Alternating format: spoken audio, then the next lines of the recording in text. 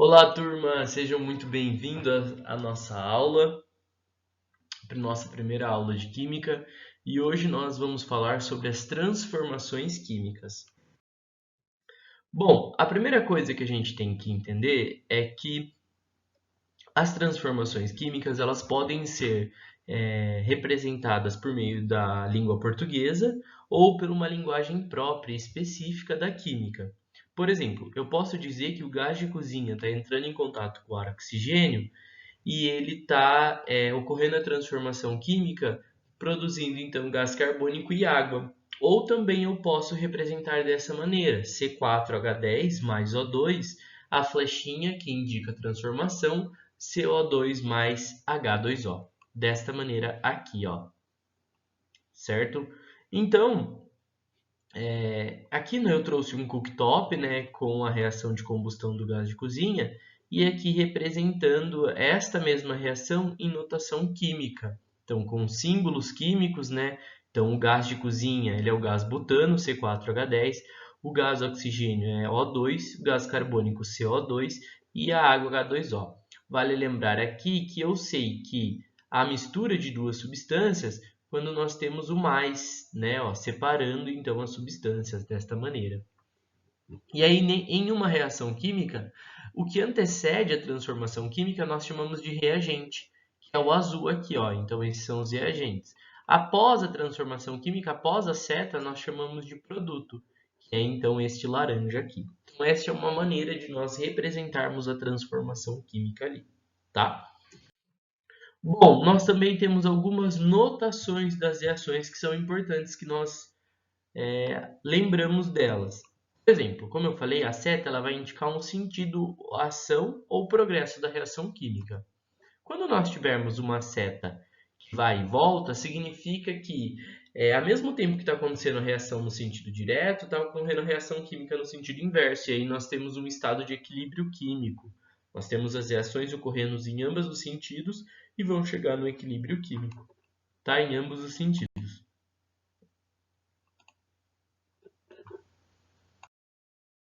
Bom, uma coisa que também pode aparecer e é fundamental é indicar o estado de agregação das substâncias na reação química. Toda vez que tiver então sólido, vai aparecer o S. L é o líquido, ó. O G significa gasoso, o V o vapor, o AQ o aquoso, o PPE o precipitado.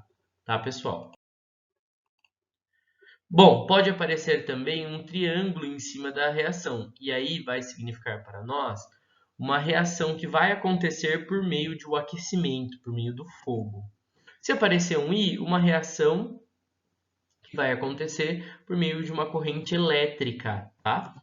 Se aparecer um símbolo grego, que é esse aqui, chamado de lambda, então nós temos por meio da luz. Um exemplo é luz ultravioleta do Sol, tá? Então esses são símbolos que podem aparecer e o significado delas em cima na transformação química. Bom, pode aparecer também símbolos que estão ao redor da substância. Se aparecer uma seta para cima, nós temos a liberação de gás. Tá? Em condições ambientes, vai liberar o gás. Se aparecer uma seta para baixo, nós temos uma precipitação, o estado sólido sendo formado ali, tá? Se aparecer esse conchetes aqui, nós vamos dizer que é uma substância instável, a instabilidade dela ali, tá? Bom, então agora eu coloquei a reação aqui para vocês e nós temos as substâncias agora com os estados de agregação e eu coloquei também esses números na frente. Esses números eles vão significar para nós os coeficientes estequiométricos. Eles indicam a quantidade de moléculas que está na reação química, tá? Então eu tenho duas moléculas de gás butano reagindo com 13 moléculas de gás oxigênio, mas transformando em 8 moléculas de gás carbônico e 10 moléculas de água. Bom, os coeficientes estequiométricos eles vão indicar a quantidade de moléculas de compostos iônicos ou átomos que participam da reação química, tá, pessoal? E aí é importante a gente dizer aqui que moléculas, compostos iônicos e átomos ainda são coisas que nós não vimos. Apesar de vocês trazerem uma bagagem do ensino fundamental, vocês ainda não sabem o significado de cada um deles.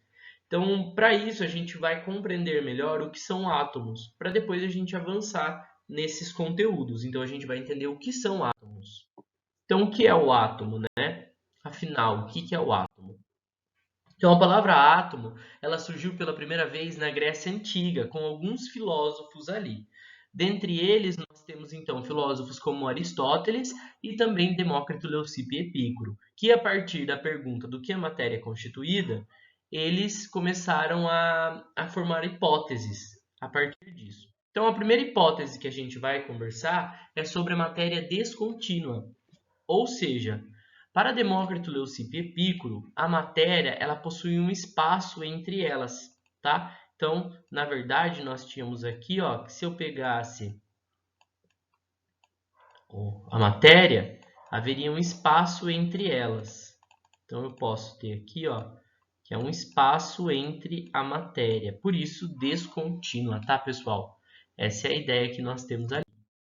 Bom, e para Demócrito, Leucipo e Epicuro, a ideia deles é que se eu pegasse a matéria e dividisse ela sucessivas vezes, então dividindo aqui primeiro. Então, se eu pegar esse aqui e dividir de novo, dividir várias vezes, chegaria um momento que eu não conseguiria mais dividir e aí eu teria o átomo. Então, A do grego, que significa não, e tomos, que significa parte. Então, a não parte, aquilo que eu não consigo mais dividir. Então, essa é a representação da matéria descontínua, tá? Agora a gente vai falar sobre a matéria contínua. A matéria contínua, para Aristóteles, não haveria espaço entre as matérias. Para ele não teria o átomo. O átomo vai ficar entre Demócrito, Leucipo e Epicuro. Então, para Aristóteles, a matéria contínua era representada por 4 elementos, que é o fogo, ar, terra e água. E a partir da combinação desses 4 elementos, nós teríamos então a composição de tudo que tem no universo. Essa era a ideia de Aristóteles. Bom, e essa concepção, pessoal, essa concepção da formada por uma matéria contínua, ela vai prevalecer até o século XVI, tá? Então, ela fica, essa ideia de Aristóteles, ela permanece por todo o século XVI e ela vira a base sólida da alquimia, que é uma ciência que antecede a química, né? Na verdade, não é uma ciência, ela é baseada, então, alquimia, na época, ela era baseada em misticismo, então nós não consideramos elas uma ciência, mas foi a partir do Renascimento que a ideia mudou. Então, que a ideia da matéria contínua cai, e aí com o Renascimento que eles valorizam as ideias criadas pelo homem, então o teocentrismo deixa de existir e eles levantam o humanocentrismo, então a ideia valorizada pelo homem volta, então é retomado a ideia do átomo por alguns físicos, tá? Então, este é o quadro que nós temos aqui de Mona Lisa, de Leonardo da Vinci, que é um quadro bem famoso sobre a época do Renascimento, tá? Então, foi a partir daí que a matéria contínua, a ideia de Aristóteles cai e entra a ideia de Demócrito, Leucipo e Epicuro.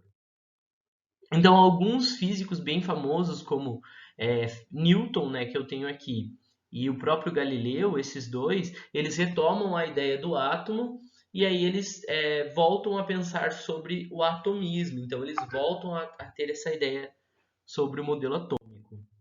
E aí surge, então, o nosso primeiro modelo, que é o modelo de Dalton. Eu vou conversar um pouco com vocês sobre o modelo atômico de Dalton.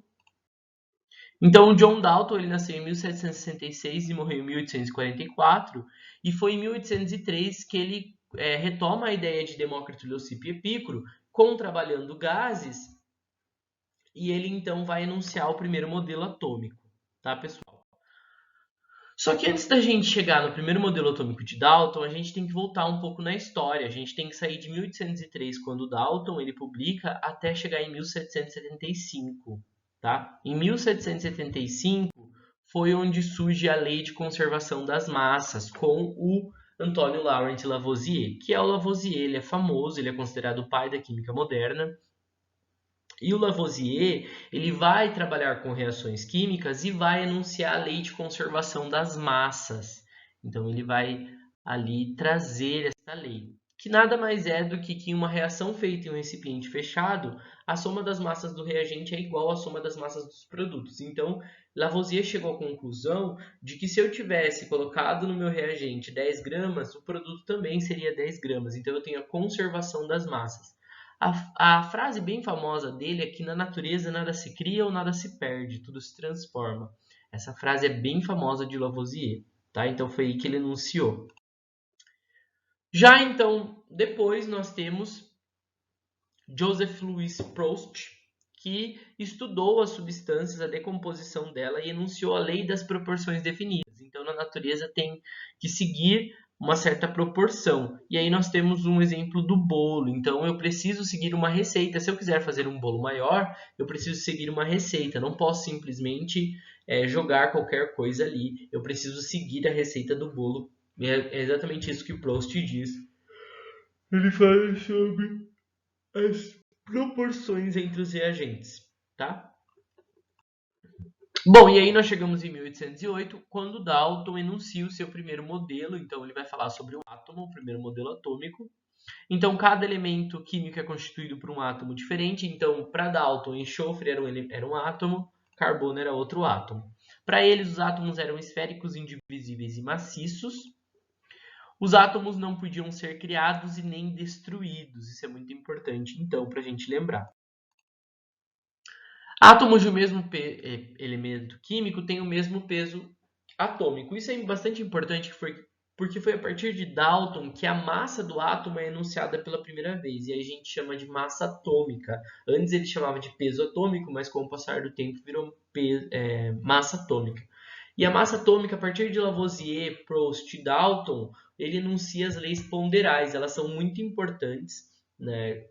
Pensando nessa ideia de massa, as leis ponderais surgem e até hoje as leis ponderais prevalecem na ciência, prevalecem na química, e ela vai trazer a ideia de uma massa atômica. Então, para Dalton, substâncias simples são formadas por átomos simples, que são átomos isolados de um único elemento. Já as substâncias compostas são formadas por átomos compostos à união de mais átomos simples. Então, as substâncias simples para Dalton, nós tínhamos hidrogênio, oxigênio, nitrogênio, olha aí como ele simbolizava, né? E as substâncias compostas, então, era então a união do elemento oxigênio com hidrogênio ou monóxido de carbono. Então, nós tínhamos um átomo de carbono com um átomo de oxigênio. Então, o modelo atômico de Dalton ele também conseguia explicar a lei de conservação das massas e a lei de proporções definidas enunciadas por Lavoisier e por Proust. Então, o Dalton ele foi tão inteligente que ele conseguiu, com o seu modelo, trazer a ideia de Lavoisier e Proust para o seu modelo, para ele conseguir ter essa credibilidade. Além disso, ele também conseguia explicar como os compostos diferentes eram formados pelo mesmo elemento químico. E para ele, bastava mudar a proporção ali. Um exemplo que nós temos é o monóxido de carbono e o dióxido de carbono. Para Dalton, ele era formado pelos mesmos elementos químicos, mas com proporções diferentes. Enquanto o monóxido de carbono eu tinha um átomo de oxigênio e um de carbono, o dióxido de carbono eu tinha 2 átomos de oxigênio e um de carbono. Então, isso foi bastante importante, porque ele percebeu que os elementos químicos recombinavam e formavam ali substâncias com propriedades macroscópicas diferentes.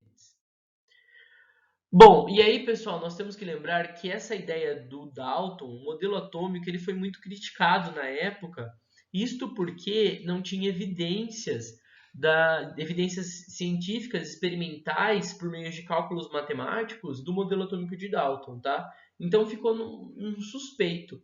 Então, será realmente que existe o átomo de Dalton? Porque ele não conseguiu comprovar por nenhuma experiência. A única coisa que ele fez é criar uma hipótese baseado nos químicos famosos que era Lavoisier e Proust para enunciar o seu modelo ali. Então surge, pessoal, os atomistas e os antiatomistas. Atomistas são pessoas que acreditavam no Dalton, na ideia de Dalton, e os antiatomistas não acreditavam na ideia do Dalton por seu modelo, por diversos assuntos. Então, essa ideia de atomistas e antiatomistas, ela prevalece por quase 100 anos, até o surgimento do próximo modelo, que é o modelo atômico de Thomson, tá? Bom, e aí eu trouxe para vocês uma animação, um meme aqui, né? Os atomistas contra os antiatomistas brigando, só para a gente dar um pouco de risada. Bom, e aí, pessoal, retomando, agora é importante a gente lembrar a diferença entre símbolo e fórmula. O símbolo, ele vai representar o elemento químico, por exemplo, hidrogênio, magnésio, sódio, alumínio, carbono, ferro, nitrogênio, bromo. Então, o símbolo químico só tem uma letra maiúscula e uma outra minúscula se for composto por duas. Então, esse é o símbolo químico, diferente de uma fórmula. A fórmula ela vai indicar a substância, por exemplo, H2, ou seja, uma substância formada por dois átomos de hidrogênio, H2O, uma substância formada por dois átomos de hidrogênio e um de oxigênio. Então aqui nós temos as fórmulas químicas, são coisas muito diferentes. Então percebam aqui que o metano ele vai ser formado, conforme o modelo atômico de Dalton, ó, por um átomo de carbono e 4 átomos de hidrogênio. Então, ligados, eles formam ali o metano, que é uma substância. Ó. A fórmula é CH4, formado pelo símbolo do carbono e o símbolo do hidrogênio. Mesma coisa da amônia. Olha só, um átomo de nitrogênio ligado a 3 átomos de hidrogênio. Bom, e vale lembrar também que quando eu represento 2H dessa maneira, eu tenho dois átomos. E quando eu represento um H2, eu tenho uma molécula com dois átomos de hidrogênio. Então, molécula aqui para a gente vai ser a união de dois ou mais átomos ali. Essa vai ser o nosso conceito clássico. É claro que, com o passar do tempo, a gente vai estudar melhor o significado de molécula. Certo? Então, o índice vai indicar a quantidade de átomos de cada elemento químico em uma molécula da substância. Então, o índice vai ser esse número baixinho, enquanto aqui, ó, esse número grandão vai ser o coeficiente. Ele vai indicar a quantidade que nós temos depois. Então, aqui nós temos o coeficiente e aqui nós temos o índice. Então, no primeiro momento que eu trouxe lá a reação de combustão, quando eu represento esse 2, o coeficiente estequiométrico, ele simboliza a quantidade de moléculas que nós temos ali. Olha só, então aqui eu tenho 2, ó, no reagente, 2 átomos de butano, do gás de cozinha, reagindo com 13, ó, 1, 2, 3, 4, 5, 6, 7, 8, 9, 10, 11, 12, 13. Então, 13 moléculas de O2, ó, 13. E aí, com a reação química, nós temos a transformação de 2 moléculas de gás butano e 13 moléculas de gás oxigênio em moléculas ali de gás carbônico e água, a quantidade de água e a quantidade de gás carbônico que nós temos. Isso é bastante importante lembrar o seguinte, que se vocês repararem, na reação química, nós temos então os reagentes quebrando as ligações deles e formando então os produtos. Tá? Então, mas a quantidade de átomos sempre vai ser a mesma numa reação química. Por exemplo, aqui ó, ao total nós temos 8 átomos de carbono, porque eu tinha duas moléculas, cada uma com 4. Aqui ainda continua 1, 2, 3, 4, 5, 6, 7, 8. Então eu continuo tendo 8 bolinhas pretas. Isso é muito importante. Mesma coisa aqui, ó. Aqui eu tenho 26 átomos de oxigênio e se eu contar a quantidade de oxigênios aqui, nós também continuaremos ter 26 átomos de oxigênio. Então, em uma reação química, a massa prevalece. Tá bom, pessoal? Então, esta foi a